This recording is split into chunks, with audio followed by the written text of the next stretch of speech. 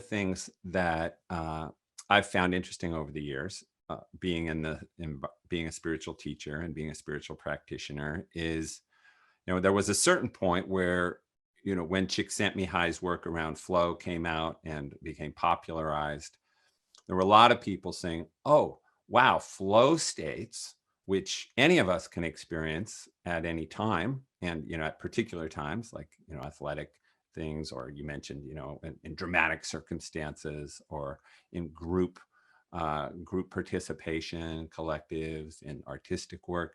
Any of us can experience these flow states, and these are a kind of spiritual experience. These are very much like what the mystical teachings call us to, which is, you know, to go beyond ego, to go beyond self-consciousness, to discover this fluid, dynamic way of living that's unpremeditated and free. And so the analogies between flow states and spiritual states or mystical states have been spoken and written about a great deal. And and yet I kind of want to start by just saying I think it's important to note where that's true, like where flow states are similar to or analogous to spiritual experiences, and yet what the some major differences are between really the goal of spiritual practice and the goal of spiritual awakening versus just getting more flow states. Because see, I think there's a certain trend right now in the sort of flow community, people who are teaching a lot about flow, to sort of suggest that if we could all just learn how to access flow states all the time and live in a kind of constant state of flow, that would really be the goal of life. In a sense, that would be akin to like the spiritual goal of enlightenment or awakening, and that would transform us in the ways that we're hoping spiritual practice will transform us. And I don't think that's true at all. So that's kind of what I want to kind of step off on, which is that so the reason I'm saying I don't think that's true, well, first I want to say why I do think what I do think is true about it. So what's true about that is when we are in an experience of flow. I mean, I remember the first flow experiences I started to have. They were in college, at the university, and I was playing a lot of tennis, just recreationally. And I started during tennis games having this experience of disappearing, in a sense, meaning my own inner sense of self kind of dissolved, and the tennis was happening by itself. It was just the flow of the volley, and I wasn't really self-aware, other than I guess aware that this was happening, but there was just this incredible fluidity, and I was playing better tennis than I ever had, and it didn't seem like I was doing it. It just felt like it was occurring, and it was the person I was playing with. We were just in a dance and a flow, and it all just happened. And I, at that point, had been doing a lot of meditation for several years and was really a spiritual practitioner. So I kind of felt, wow, this is very much like a deep meditative experience or something. I'm really feeling in the flow. It's very fluid. I feel connected to something. It's all flowing. So I had that sense. And so I think in a very real sense, there is this analogy, or there is this commonality, where if we, in a sense, when we're in a flow state, in a very significant way, we are experiencing what it's like to be beyond ego, what it's like to be a functioning person without ego. Because one simple way to understand ego is self-consciousness. It's that self-consciousness, that self-monitoring, that self-image, that attention to my story about myself, and looking at myself in the mirror of my mind's eye. How am I doing? Am I doing okay? How do I look to others? Am I coming off well? All of that makes up kind of the ego structure falls away, and we're just in the moment, and we're flowing, and it's beautiful. And so you can see why people have those experiences. We say, wow, if I could just be in the flow all the time, everything would work great. I would, be performing at a higher level. My creativity would be flowing.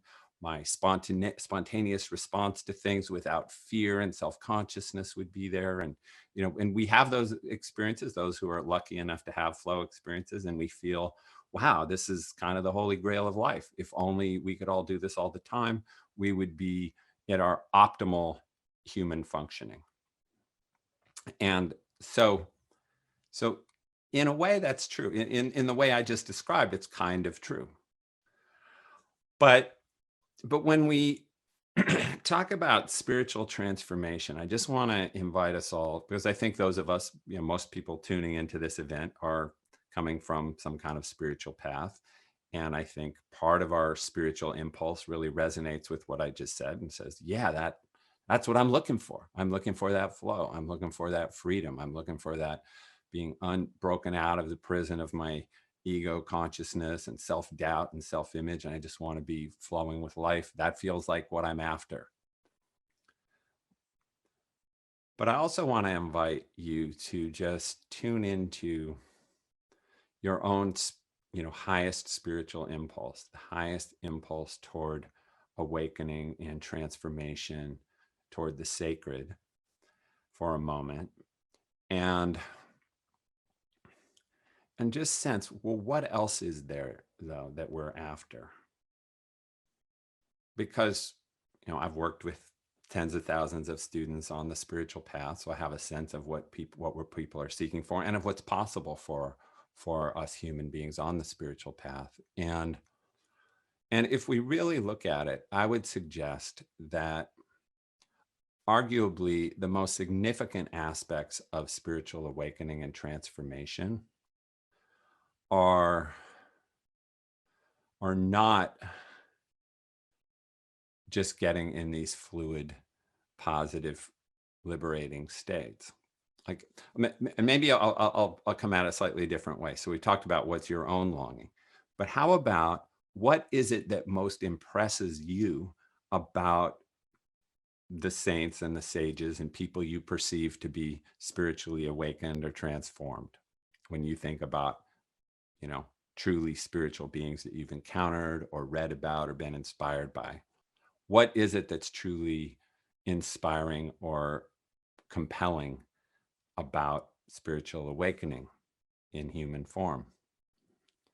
And if we really look at that, for most of us, we're going to start to get in touch with things like, oh, well, it's that these transformed and awakened human beings are deeply good. They seem to be connected to a kind of profound goodness and purity of heart, a purity of motivation. An awakened person seems to be the embodiment of a love, and not a personal love, but really a transpersonal love, that a universal love that's freely given and that seems to flow through them without any constraint. And we might also say, and these spiritually awakened people also seem to be in touch with truth. They seem to be a stand for truth in the world. We think about the people who impress us the most. They're people who are willing to stand up for the truth, even when their own life is at risk, when they might have a lot to lose and sacrifice. This willingness to kind of sacrifice for the truth, this willingness to care for the greater good, regardless of what it means about me personally, this embodiment of this transpersonal love and care and goodness and connection to truth and deep integrity with those higher ideals. Like, if you think about a person, like your image of like the ideal spiritually transformed human being, whether you've met that person, read about them, or just have your own sense, isn't it more about those kinds of things? Aren't those the kinds of things that we really care about more than, and just to give you the clear contrast, so is it that kind of thing, like, wow, this person is so virtuous on one hand, or is it, wow, that person's just really in the flow all the time. They're just fluid and flowing and happy and free and unself-conscious. I'm not going to tell you the answer for you. And for a lot of us, it might be some of both. It's sort of like, well, yeah, all that virtue and goodness and stand for the truth and kind of purity and integrity, along with a kind of liberated spirit and freedom and flow. Maybe it's the combination of those, we would say, might be our spiritual ideal. But does the free flowing, spontaneity, all of that really mean that much if it's not anchored in or paired with all these other kind of what I would call spiritual qualities, really sacred qualities of a person who's realized their own unity with the divine source of everything, and who is now embodying, and it really an embodiment of that sacred dimension of reality, that divinity. So maybe I'll kind of, I have a lot more I want to say, but I think it might be a bridge to just, bring you back in and see what your thoughts are, and if you have a question about that or anything. But I feel like I want to just land that as an anchor point for our discussion. Yeah. So I really appreciate the depth that you've brought to the conversation. And I could watch you adjusting because you were speaking. And when you speak in an ordinary way, you just speak. But then when you want to talk about the sacred source of everything, you feel obligated to shift to a different place in yourself. And I felt you shift. And you really wanted to be in the words. You didn't just want to say them. And it's a great thing to bring forward. It's listening to some of the people who are talking about flow in that kind of classic flow sense way. There's this reduction of activity in the frontal cortex, and all these other capacities come online. And the list includes things like empathy. It includes things like, I couldn't defend this, but Stephen Kotler was talking about how it includes things like a greater sensitivity and connection to the ecosystem. Wasn't that curious? And and he said, and there are a number of different qualities that come on that start to touch into virtuousness. It's like there is some overlap in there. So the distinction isn't, you're not saying that it's like those qualities don't, I know you're not saying this, but I'm saying it this way to make the point. You're not saying those qualities don't matter. It's just, you're not saying that. It's just that the difference in orientation is toward what you are as a person, what you are, what you're connected to, where your whole self is coming from, versus a particular state that you might be in, that you might prefer or be able to go in and out of, and so on.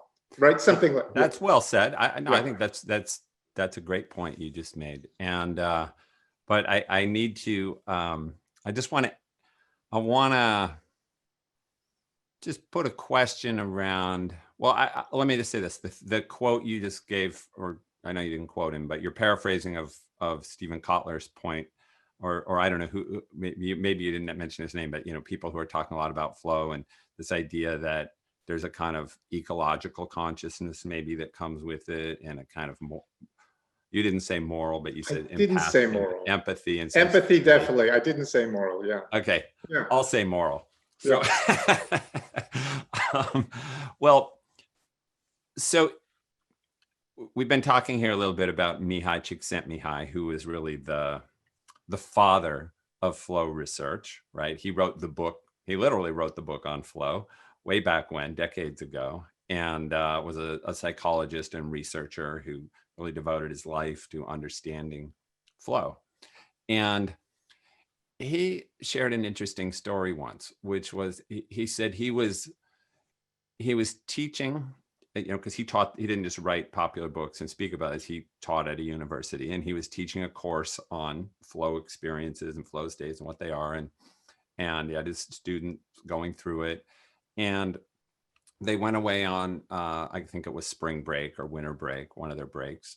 And then they came back, and he had a student who was an Inuit, or what we often call an Eskimo. He was an Inuit tribes person from way up north.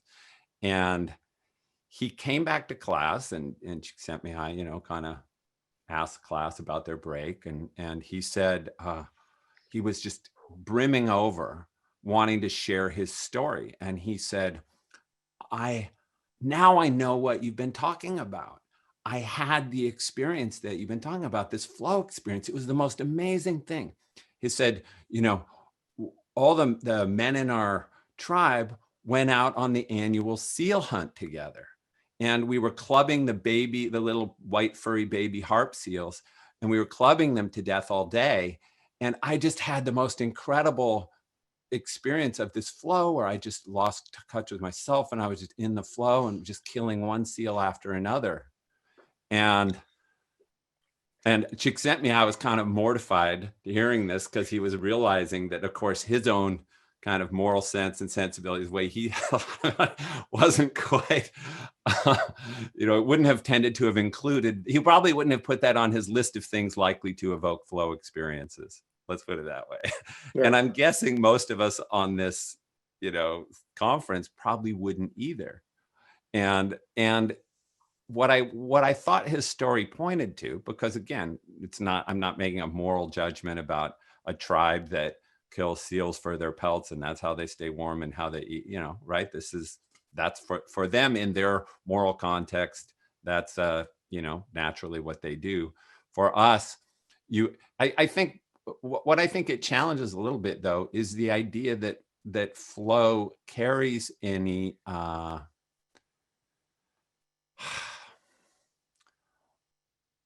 morality. Moral component. Yeah. Yeah. But I'm hesitant, because again, morality is relative to context in certain ways. A lot's been studied about that, but I guess what I would say is, wouldn't most of us think that if you were in a flow state where you're that connected and that free and that open, how could you possibly club to death this incredibly precious, beautiful little furry creature who's looking at you with his doe eyes, squealing, "Don't kill me," and you're killing it and feeling this ecstatic flow? And so what it highlights is, I think, that all kinds of things can cause flow states. And it probably is just something in your brain, like you mentioned, where a certain part of the brain shuts down, a certain part opens up, that's triggered by certain activities. And we have this experience of unself-conscious fluidity and freedom and creativity and lightness of being and all the wonderful things that come from it and come with it. But, so really the point I'm trying to make, or just the question I'm trying to raise, is, on their own, do flow states, and I would even go further than flow states, and this was the title that I proposed for this talk, was Beyond Peak Experiences. Does any kind of higher state, or elevated, ecstatic, joyful, positive state of consciousness really contain the elements needed to transform us in the way that we want to transform those of us who are on a spiritual path, who sense this higher possibility for our lives to really become an embodiment and an incarnation of the supreme, of the divine, of this tremendously precious, sacred source consciousness and energy that is our own true nature, and that we hopefully have all experienced in one way or another, but do these really great, enjoyable states, what do they really have to do with spiritual transformation, is maybe There's research that Stephen was quoting again, but I know research like this too, because of your involvement with the whole, with Ken Wilber and the integral model and so on. But it's the idea that state experiences can further adult development. That and there's been a correlation study, not a causative, but a correlation study showing that people who are have a lot of these qualities that we would consider to be positive moral qualities are people who often have had access to many flow states. Now, this kind of research is always a little bit soft, but it's cute. But the relationship between peak experiences Right. and what one is a kind of fluid, evolving situation. Yes. Yeah. Somehow. I just need to Um, yeah. Again, I think this is a really excellent point, and I think it's worth unpacking a little in this conversation. So let's maybe so I've been, kind of coming on here as a little bit of a critique of flow. A critic of flow, you could say. Well, let's talk about how even just any flow experience, any flow state could contribute to our adult development, our transformation. So the beautiful thing about a flow state, as we've been discussing, is really, I would argue, it's the loss of self-consciousness. It's the loss of self-monitoring. It's just that, because in the falling away of the ego structure, even temporarily, there's this feeling of just being part of a larger dance, part of a larger flow, part of a larger movement. And that is a kind of interconnected flow often. A lot of the powerful flow experiences you read about are between sports teams, actually, like basketball teams in particular, I think, because it's so fast moving and it's just moving all the time. The basketball teams sometimes talk about getting into a flow state together, and it's all just, the ball's just moving around between them, but there's nobody doing anything, and it's all just happening. And I think probably dance troupes feel some of this, people where there's just a kind of fluid, dynamic, collective activity will catalyze this. And so what are some of the really good things that are happening then? We're discovering I'm not the one doing everything, right? Or at least we're having an experience that I'm not really the doer of things. I'm kind of just, I'm just part of the movement, but the movement's bigger than me. That has spiritual implications, that has transformational implications. We're discovering, maybe our relationship to others is shifting too, because we're feeling how things are. There's just an energy flow between us all, and it's not so much about me versus you and self versus other. It's all just this fluid, dynamic thing that can happen collectively. And even just the simple experience of softening. I think there's a real softening that happens in flow of a lot of our rigid concepts, our kind of fearful relationship to life, the ways we're trying to premeditate and figure out what's going to happen, strategize our response. That's all based on a certain kind of need to control. Like all of that kind of falls away, and we realize, oh, I don't really have to control. In many ways, one of the powerful insights of flow is life works better when I don't control it. I function better when I'm not in there trying to control me, when I'm just letting my response happen naturally. That's more, that's the best version of me. And so it would make sense to me I'm really just validating the perspective you share. It would make sense to me that research would show that people who've had flow experiences in that way might be more likely to change. Because when you talk about adult development, leaving spirituality aside for a moment, just adult cognitive development, adult moral development, adult emotional development, some of the ways that we develop as adults, and the ways a lot of us don't develop, ways a lot of us are stuck in earlier stages and never really change throughout our life. So it would make sense to me that having discovered again and again, maybe you said had access to multiple flow states, that we would discover ourselves to be more fluid, and we would start to feel like, oh, well, I can change, and we might feel compelled to change. We might feel it's easier to change and let go and grow and stop, because it's really the rigidity of our conditioned minds and belief systems and self story and self concept. It's all that rigidity that prevents us from growing and changing. And so you can imagine even just having brief experiences of that rigidity falling away and this fluidity coming in to replace it. You suddenly sound like an advocate for flow states. I'm advocating for flow, man. I'm just here in the flow. Yeah. See, Jeff, I'm not strategizing my answers to critique flow. I'm just exploring.